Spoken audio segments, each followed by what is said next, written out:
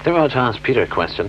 What are your ambitions for Big Country? Because you've obviously been involved musically in the past. I had played in local bands in the town, like Bruce, the other guitarist too, played in local bands, and like we never got much of a billing or anything with bands from Edinburgh and Glasgow. So much competition amongst local bands at this last year, which was happening because it was a great Scottish explosion in bands. And Stuart asked me to join the band about September this year, and like I've always expected and admired what Stuart's done, it just seemed the ideal thing for me to get some sort of way ahead in music, plus keeping. I enjoy playing with musicians as long as I could enjoy playing and enjoying doing things with a band. I mean, I'll be perfectly happy. How did you come across all the members in the band? How did you find them all? Well, as Peter was saying, I'd known them all because they all stay fairly local, apart from Clive, the drummer, who comes from London, and he'll batter me for that actually. He comes from Camberley.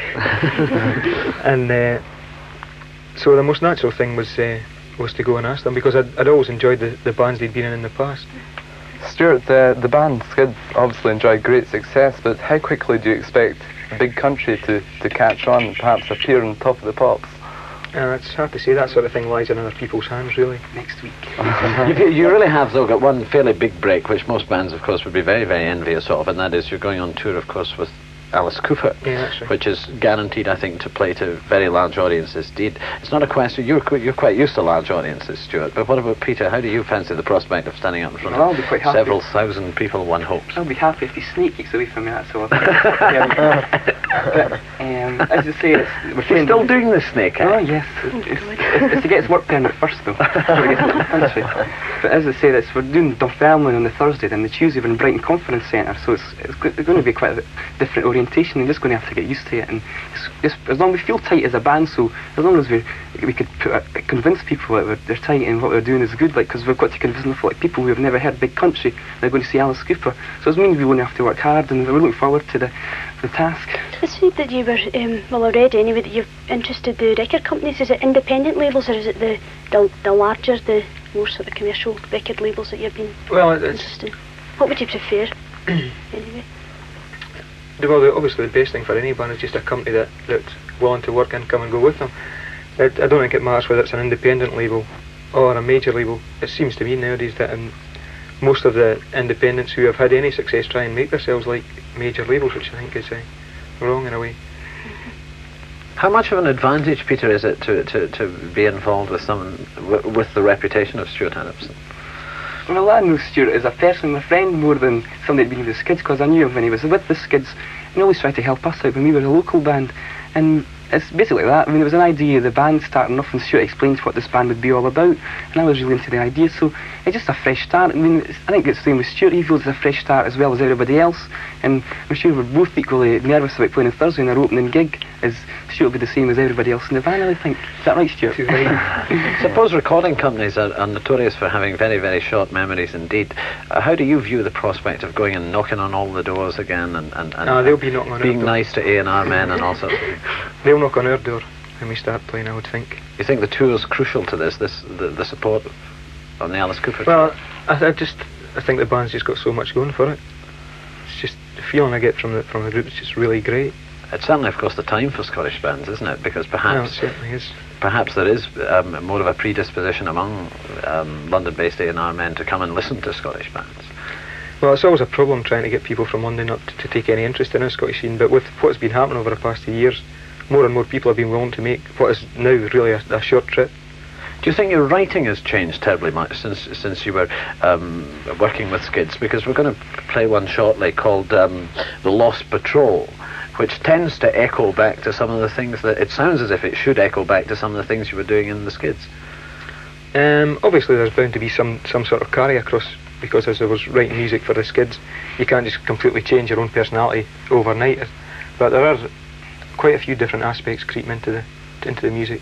Plus we have a full-time keyboards player now, which changes the sound totally. As you get, well, hopefully as you get bigger, will you try and gradually break away from the old Skids image as you go on? I think we have broken away from it already, actually. Completely? Yeah, I think so. Well, Stuart, we're going to have to leave it there. We wish you your new and big future with Big Country, and I'm sure Scotland will be eager to see what happens after February the 4th. Good luck on the tour, Stuart Adamson and Peter Wishart. Thanks very much for coming in this afternoon, and we'll leave you with that one I mentioned. We'll be back next Sunday at 3:30. But meanwhile, this is Big Country for the first time on radio with the Lost Patrol.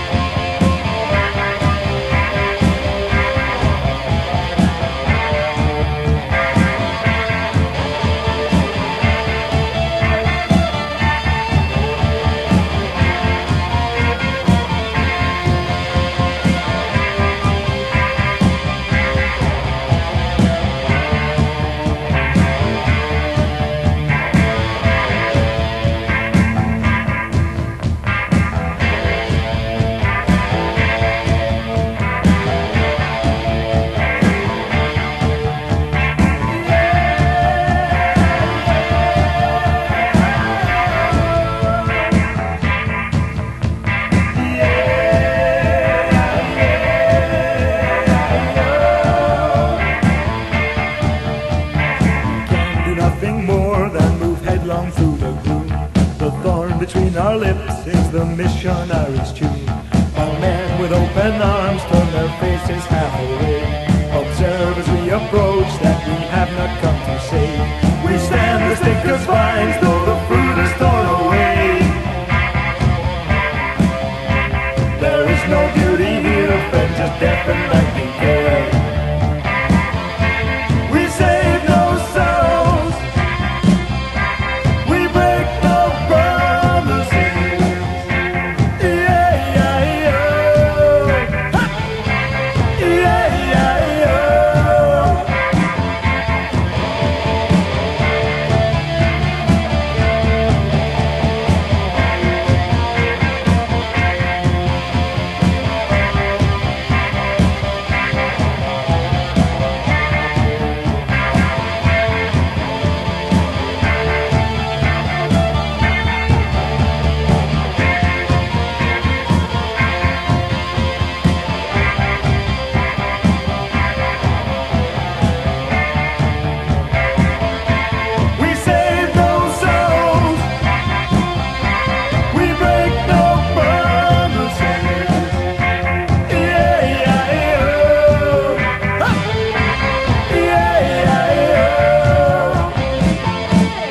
Been listening to The Sunday Club, which was presented by Malcolm Wilson with the Radio Scotland Teenage Team.